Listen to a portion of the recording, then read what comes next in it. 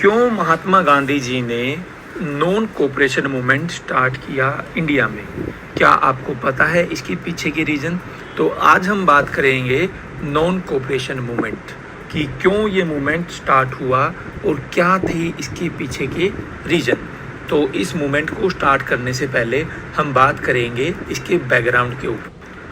First world war जो कि 1914 to 1918 तक चला, यानी कि 1914 से 1918 का जो टाइम था हम उसको काउंट करते हैं प्रथम विश्व युद्ध का टाइम, जिसमें इंडिया डायरेक्टली पार्टिसिपेट नहीं करता है, पर ब्रिटिश फ्लैग के अंडर जो हमारे सैनिक थे वो लड़ने गए और कम से कम एक रिपोर्ट के अकॉर्डिंग टोटल 1,21,000 जो भारतीय सैनिक थे वो प्रथम वर्ल्ड वॉर में या प्रथम विश्व युद्ध में या तो वो मारे गए या वो लापता हो गए।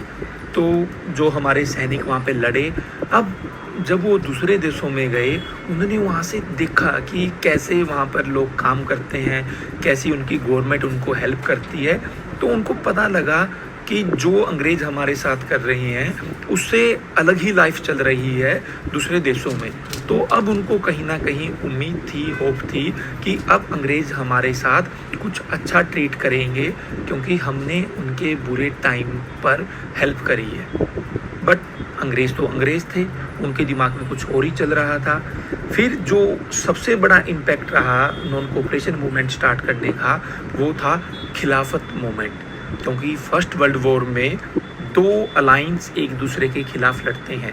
एक साइड था अलाइड पावर जिसमें France, Britain, Russia, Italy and later on United State, and दूसरी साइड था सेंट्रल पावर जिसमें Germany, Austria, Hungary and Ottoman Empire.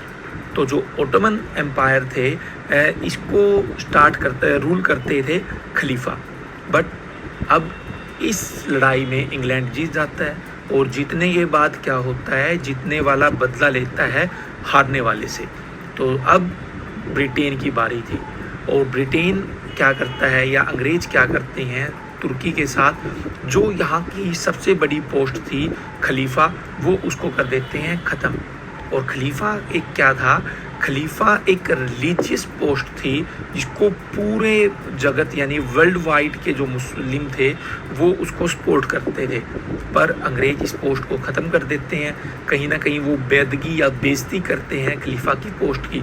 तो जिसके कारण पूरे वर्ल्ड में एक मूवमेंट स्टार्ट होता है और उस मूवमेंट को हम बोलते हैं खिलाफत मूवमेंट।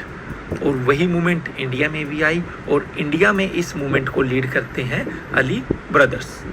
और जो तीसरा नॉन कोऑपरेशन मूवमेंट का रीजन था वो था 1919 का एक्ट माउंटेग्यू चेम्सफोर्ड रिफॉर्म्स जो 1919 में आया और जिससे अभी तक सबको उम्मीद थी कि अब इंडियंस को राइट्स मिलेंगे।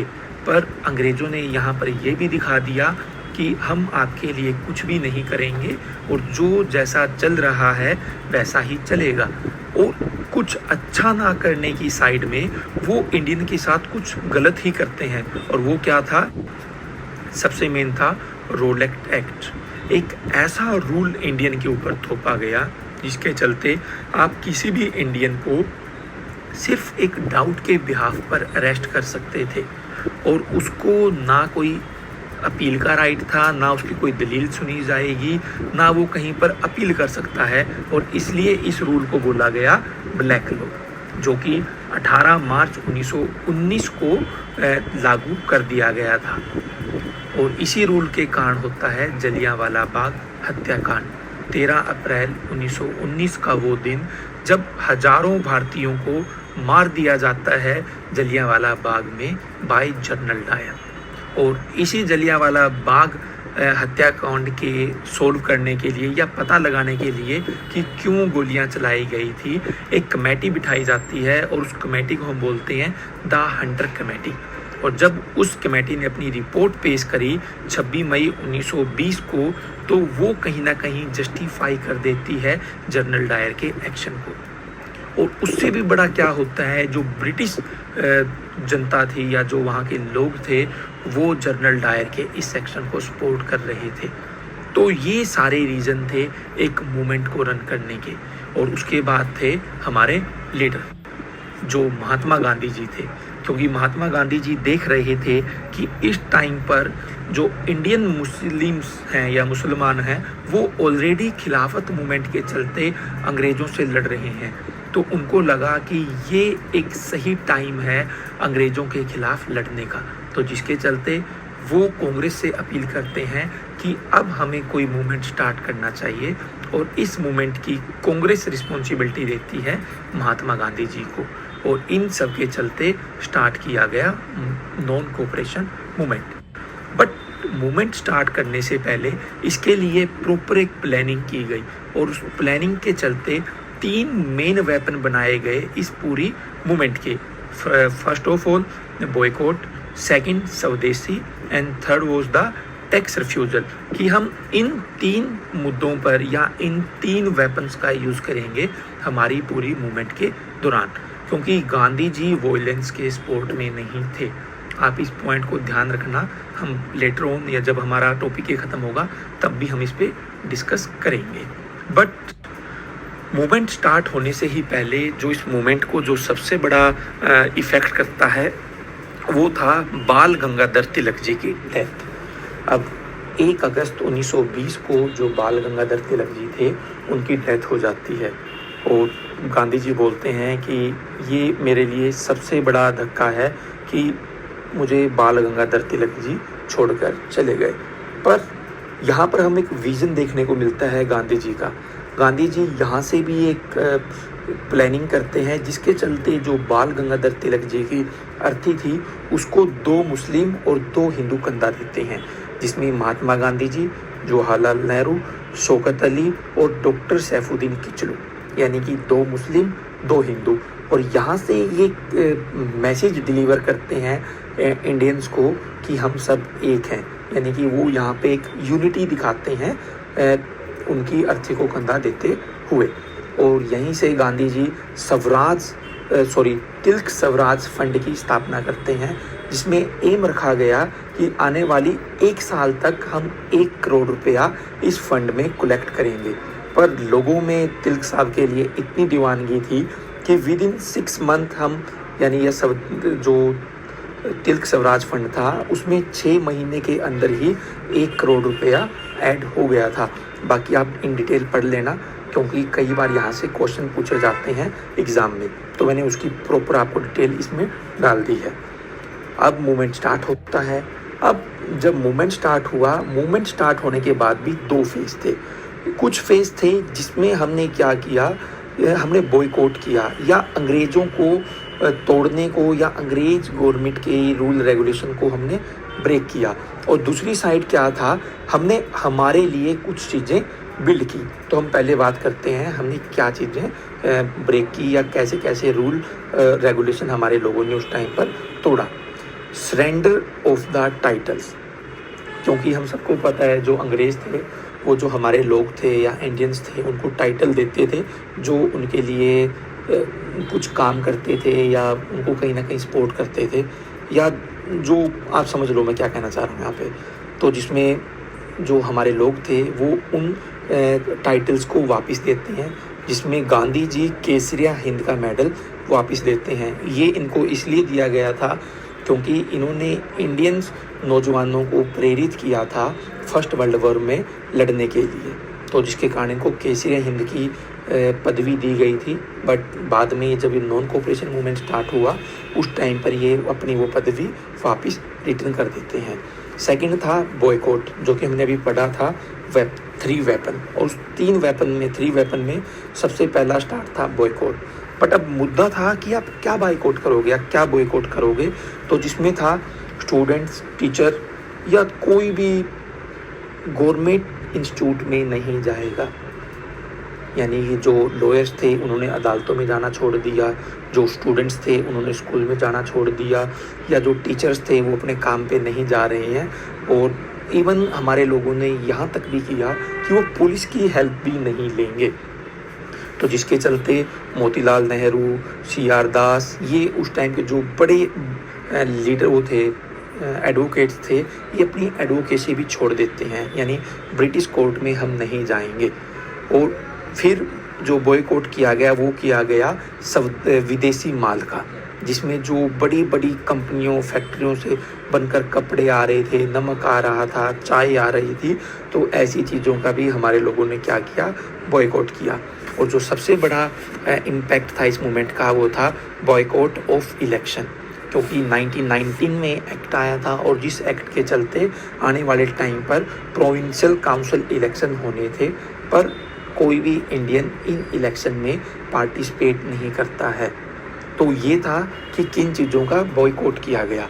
अब इसी में हमारे पास है कि नॉन कोऑपरेशन मूवमेंट के दौरान क्या चीज़ हमने बिल्ड की, तो जिसमें क्या था, प्रमोशन ऑफ खादी। देखो अब हम फॉरेनर कपड़ों का तो हमने क्या कर दिया, बॉयकॉट कर दिया।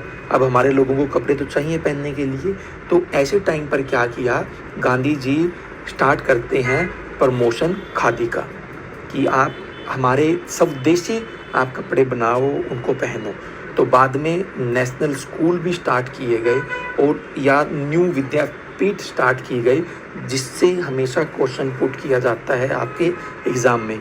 आपको कोई भी लिस्ट दी जाती है 5 या 6 यूनिवर्सिटी की, उसमें पूछा जाता है कि नॉन कोऑपरेशन मूवमेंट के दौरान कौन से विद्यापीठ इस्टेब्लिश किए गए थे। तो आप यहाँ पे ध्यान देना, काशी विद्यापीठ, जामिया मिलिया इस्लामिक, यानी कि ये कुछ ऐसे वो हैं स्कूल्स हैं या यूनिवर्सिटी थी जो उस टाइम पर इस्टेब्लिश की गई थी। यानी कि काशी में किया गया, जामिया मिलिया स्टार्ट किया गया। तो इन पे आप ध्यान रखना, क्योंकि हमारे बच्चों ने बायकॉट किया था सरकारी स्कूल और कॉलेज का, तो उनको पढ़ाने के लिए स्टार्ट किए गए नेशनल स्कूल और कुछ विद्यापीठ यूनिवर्सिटी। और अब था हिंदू मुस्लिम यूनिटी, क्योंकि खिलाफत मूवमेंट ऑलरेडी चल रहा था, तो उसको सपोर्ट करने के लिए नॉन कोऑपरेशन मूवमेंट स्टार्ट किया गया। फिर आ गया एबोलिशमेंट ऑफ अनटचेबिलिटी। गांधी जी इस टाइम पर ट्राई करते हैं कि जो हिंदुज़म में एक छुआछूत का था या जो कास्टिज़म था, कि मैं उसको कम करूं और ज़्यादा से ज़्यादा इंडियन इस मूवमेंट का क्या बने, हिस्सा बने या पार्ट बने। अब आता है इस मूवमेंट का इम्पैक्ट क्या रहा। नंबर 1, नेशनल अवेयरनेस, क्योंकि इससे पहले क्या था कि जो भी मूवमेंट होते थे या जो भी कुछ ऐसे एक्टिविटी होती थी, वो कहीं ना कहीं एक छोटे लेवल पर होती थी। यानी कोई भी मूवमेंट, जैसे चंपारण मूवमेंट चला, वो स्पेशली चंपारण में था। फिर खेड़ा मूवमेंट, वो एक खेड़ा में था। अहमदाबाद मूवमेंट अहमदाबाद में था। पर अब फर्स्ट टाइम ऐसा और हो रहा था कि ये पूरी मूवमेंट एक टाइम पर पूरे इंडिया में स्टार्ट की गई, तो जिससे क्या हुआ, हमारे लोगों में जागरूकता आई। Second, from elite to mass movement. पहले जो भी मूवमेंट स्टार्ट किए वो सिर्फ एक एलीट क्लास के मूवमेंट थे, बट अब की बार ऐसा हुआ कि जो मिडिल क्लास थी या जो लोअर क्लास थी वो इस मूवमेंट का हिस्सा बनते हैं। और थर्ड, हिंदू मुस्लिम यूनिटी, जिस पे हमने बात भी की थी कि कैसे बाल गंगाधर तिलक जी की अर्थी को कंधा दिया 2 मुस्लिम ने और 2 हिंदू ने। पर क्या इस मूवमेंट का कोई इम्पैक्ट था? अब वो आप देख सकते हैं, जो बॉयकॉट मूवमेंट था या ये एक तरीका था मूवमेंट को रन करने का, उसमें जो 1920 से पहले 102 करोड़ का कपड़ा आता था यानी बाहर से, अब वो इस मूवमेंट के चलते सिर्फ 57 यानी 57 करोड़ का रह गया था विद इन 1 ईयर। यहाँ से आप देख सकते हो कि अंग्रेज़ों को कितना फाइनेंशियल लॉस हुआ। अब आपको ये लगेगा कि फाइनेंस से क्या हुआ, क्योंकि आप मत भूलिए अंग्रेज़ इंडिया में कमाने के लिए ही आए थे, उनको पैसा कमाना था इंडिया से, तो उनको सबसे बड़ी चोट थी पैसे की चोट, जो कि बायकॉट मूवमेंट से उनको लगी। अब था रीजन, जब मूवमेंट इतना अच्छा चल रहा है, हमने अभी इतनी अच्छी अच्छी बातें करी, बट ये मूवमेंट वापस क्यों लिया? मैंने आपको जब स्टार्टिंग में ही बोला था कि गांधी जी जो भी मूवमेंट स्टार्ट करते थे वो स्टार्ट करते थे विदाउट वायलेंस। पर अब क्या हुआ, फरवरी कुछ आपको रिकॉर्ड में 4 फरवरी मिलती है और कुछ रिकॉर्ड में आपको मिलती है 5 फरवरी। वैसे जो यूजीसी नेट का रिजल्ट आया था उसमें उन्होंने 4 फरवरी को कंसीडर किया है, तो आप वो देख लीजिएगा। चोरा चोरी यानी कि उत्तर प्रदेश का गोरखपुर डिस्ट्रिक्ट, और वहाँ पर एक जगह थी चोरा चोरी, जहाँ पर एक शांति यानी एक बड़े पीसफुल तरीके से धरना चल रहा था जिस पे पुलिस वाले फायरिंग कर देते हैं, और उसी फायरिंग के बाद जो वहाँ की जनता थी वो भड़क जाती है, जिसके चलते वो पुलिस स्टेशन में आग लगा देते हैं, और उसी आग के कारण टोटल 22 यानी 22 पुलिस वाले मारे गए। और जैसे ही ये खबर गांधी जी को मिलती है तो instant Gandhi ji non cooperation movement को बंद कर देते हैं। और जब ये मूवमेंट बंद की गई उस टाइम पर गांधी जी बारदोली गुजरात में थे, और डेट थी फरवरी, तो 12 फरवरी 1922। ये भी कई बार एग्ज़ाम में पूछा जाता है कि गांधी जी ने नॉन कोऑपरेशन मूवमेंट बंद करने की जो कॉल थी वो कहाँ से उठाई थी, तो आप इसको भी ध्यान में रखिएगा।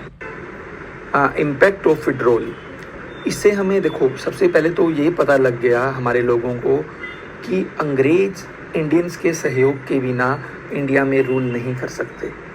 दूसरा इसका इम्पैक्ट था कि गांधी जी एक नेशनल लीडर बने, बट कहीं ना कहीं जैसे वो इस मूवमेंट को बंद करते हैं तो वो कहीं ना कहीं थोड़े अनपॉपुलर भी होते हैं इंडिया में। तो जिसके बाद जो उनके साथ के लोग थे वो भी कहीं ना कहीं उनके बारे में थोड़ी अलग अलग टिप्पणियाँ करते हैं। सुभाष चंद्र बोस जी तो जब उन्होंने इस मूवमेंट को वापस लिया वो इसको एक राष्ट्रीय आपदा तक घोषित कर देते हैं।